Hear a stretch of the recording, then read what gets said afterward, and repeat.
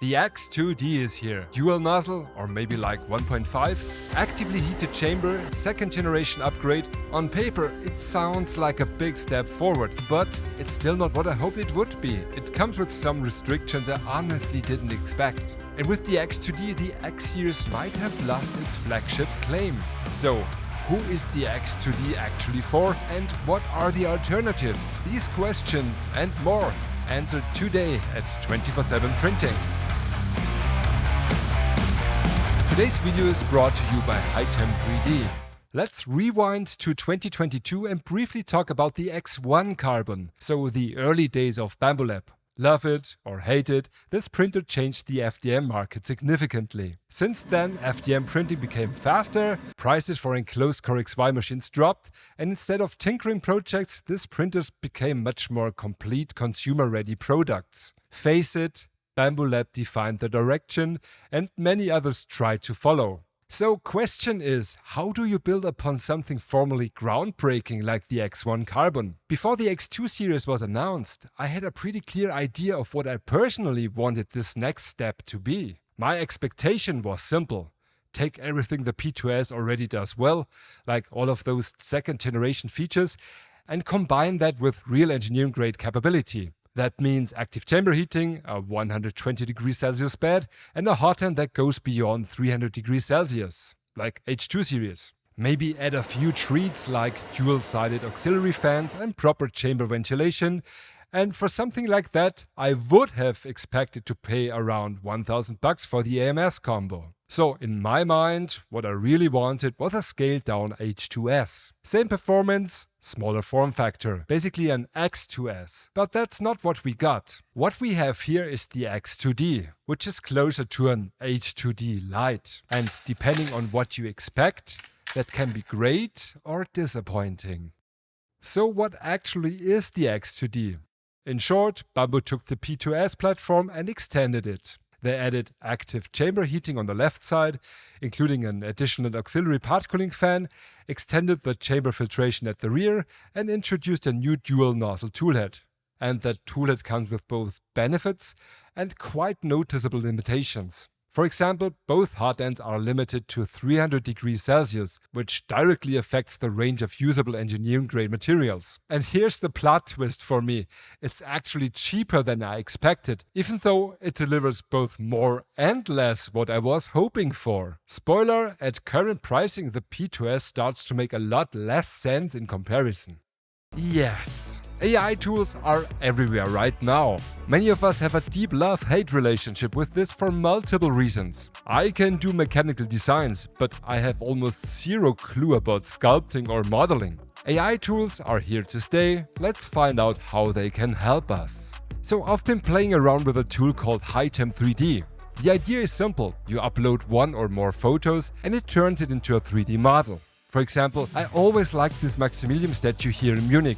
I took some photos from multiple angles, uploaded them to Hitem.ai, and this is the model it generated.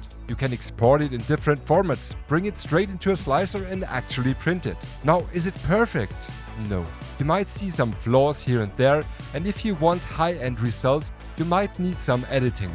But what I found interesting is how fast you can go from real-world object to something printable. So generating and printing my own 80s heavy metal Buddha figurine was awesome. That one's definitely staying. Yeah, tools like Hitem.ai are probably one of the reasons people joke about Ramageddon right now, but at the same time, not everyone has the time or skills to model everything from scratch. So, if you're curious and want to experiment with AI-assisted modeling, you can check out Hitem.ai in the link below. 50% off for new users on the monthly plan and 30% off for the annual plan. As mentioned, Bambu Lab held on to the form factor and outer dimensions we know from X1, P1 and P2 series, but integrated dual nozzle toolhead, which reminds on H2D. But it's vastly different. Space restrictions were likely the biggest design challenge here, so the system comes with clear compromises compared to H2D. Nozzle switching is done mechanically in X2D using the small lever at the rear. That saves the space for a motorized swiveling mechanism like we have on H2D. That already hints at a more simplified approach. But the more interesting part is this. The filament driving system for the right nozzle is moved to the rear of the printer. So instead of a direct drive system, the right nozzle uses a Bowden setup. This has advantages, mainly saving space and weight, which is probably necessary given the compact design and the cost targets, but it also comes with well-known limitations. Because Bowden systems introduce slack in the way longer filament path, extrusion becomes less precise and less predictable, especially at the higher speeds modern printers typically operate at. And that's exactly why Bambu Lab limits the so-called auxiliary extruder. Print speeds are capped at 200 mm per second and 1000 mm per second squared acceleration, which is significantly slower than what the direct drive slide can handle. Looking at this KSR test I printed on both nozzles, quality is quite similar, but print times differ noticeably. I tried to push the Bowden nozzle to direct drive speeds and the results get worse. Not terrible, but it's clearly less consistent. Restrictions also apply to materials. The auxiliary extruder supports a range of filaments, but looking closely, it seems to work best with simple and stable materials. Flexible filaments and more demanding materials like fiber-filled ones can become unreliable here. That said, it's not unusable though. I tested TPU95A on both nozzles using this retract-heavy Voronoi CAD model, and in this specific case the results were surprisingly similar. Feeding TPU directly into the Bowden extruder worked fine, the only real annoyance were the software limitations. I had to trick the slicer and printer by disguising generic TPU as TPU for AMS to even allow the print. So the auxiliary extruder is not meant to be kind of a general purpose second nozzle similar to H2D. Also, automated flow calibration is not applicable on the right side Bowden nozzle. It just uses system defaults concerning pressure advance.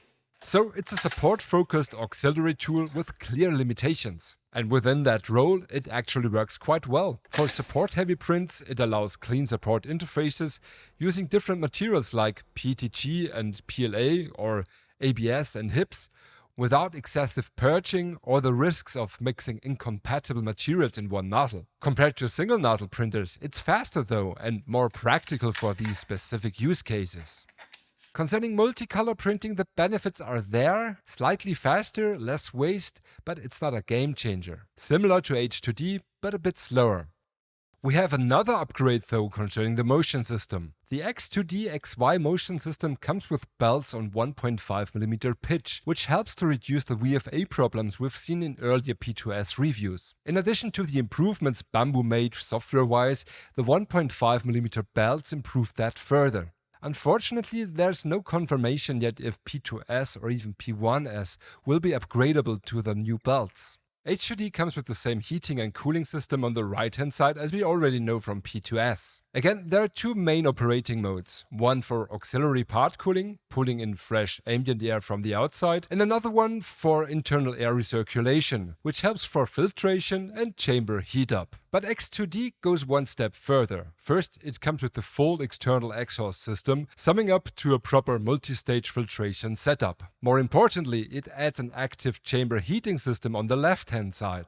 This system also operates in two modes. In cooling mode, it supports part cooling by pulling in colder ambient air. In heating mode, it uses an AC heater to actively raise chamber temperature and accelerate heat up significantly. Compared to most other printers in this class I tested, X2D heats up the chamber very quickly. You can set the chamber temperature to 65 degrees Celsius, which should be enough for most engineering grade materials that benefit from a controlled environment. Though, nope, sorry, no PPSCF because of the max 300 degrees Celsius on the hard end. What limits print start time is not the heating power itself, but the heat soaking process. As you can see here in this full bed ABS first layer test, the printer spends quite a bit of time stabilizing temperatures across the entire system before even starting the print. So while the heater is fast, the system still prioritizes stability over raw startup speed, and that's a good thing. Looking at the print bed and first layer performance, this is mostly what you would expect from a Bambu machine. Even after relatively long heat soak, the full bed ABS first layer came out okay, but wasn't perfect. You can see some uneven spots here, even though the bed was probably cleaned beforehand. Interestingly, the result is very similar to what I've seen on P2S before with the same filament. So this might be more of a material or bad mesh behavior than a specific X2D issue. On the other hand, Printing a full layer of Bambu Lab PLA Basic gives a perfect result across the entire surface. The print bed itself uses a strong AC heater, which allows for fast heat up compared to many other printers. But in real-world use, especially for engineering materials, bad heat up speed becomes less relevant, because the chamber needs to heat up and stabilize anyway. So overall, nothing groundbreaking here, but also no real concerns. With the release of X2D, the Bambu lineup gets extended with the next second-generation machine complementing the mid-range CoreXY form factor. P2S is capable and already made X1 carbon obsolete. It recently vanished from Bambu's product lineup. Though looking at the pricing of X2D, at first it feels too aggressive for what you're getting over the P2S. We're talking roughly $100 price difference here. And for that you're getting an actively heated chamber, the exhaust kit, extended filtration and a dual nozzle setup. Or is it 1.5 nozzles? It's a noticeable level up from P2S for sure. And that makes the whole lineup feel a bit off at first. At current price, the P2S becomes very hard to justify over the X2D. Not because it's a bad printer, it is not, but because the monetary step up to X2D is so small compared to what you gain. And I don't think this is about manufacturing cost or margins. The X2D seems to be positioned in a way that aims at making dual material and more advanced workflows more accessible to a broader audience. But at the same time, there is still a very clear gap above it. Because once you move into the H2 series, you're not just paying way more, you're entering a completely different class of machines. Larger format, high temperature capability and a much more uncompromised dual nozzle system on H2D. And that gap is not small, it's hundreds of dollars. And that's important because it shows that the X2D is meant to be at a very safe distance to the real flagship models. And if you zoom out a bit and look at the market, it becomes even clearer. What the X2D does is actually quite unique. There is nothing on the market which can be compared directly, feature-wise and price-wise. It kind of shifts the value perception, not only compared to competitors, but even within Bambu's own lineup. And eventually the P2S will have to move down in price if they want to keep a real mid-range offer. What really changed my perspective on X2D was the pricing, because before I knew the price, which usually comes very late in the review process, I was honestly quite disappointed. I expected the X2 series to be a compact engineering machine, something that could handle higher-end materials like PPSCF, and for that you need nozzle temperatures beyond 300 degrees Celsius, which X2D doesn't deliver. With that limit, this use case is simply off the table. Now, knowing the price, it puts things into perspective. Because for what you're paying here, you're getting a lot.